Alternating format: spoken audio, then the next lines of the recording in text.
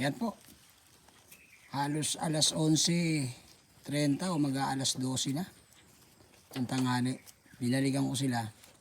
Maya mga alas 12, lalagay ko na sila sa kulungan. Kasi maya bababa na rin ako pagkakain ng pananghalian. Ayan yung maliit na kambing naman ni Richard. Oh. So far, okay naman. Nakikita ko maganda ang potensyal lang kambing.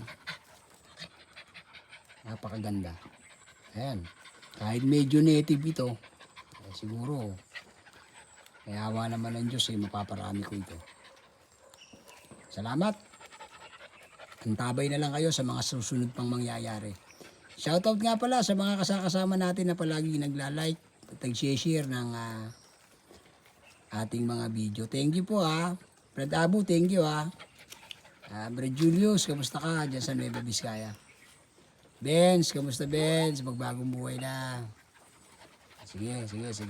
At Keshan, Latumbo, shoutout sa'yo. Papunta ka na pala ng Samar. Good luck.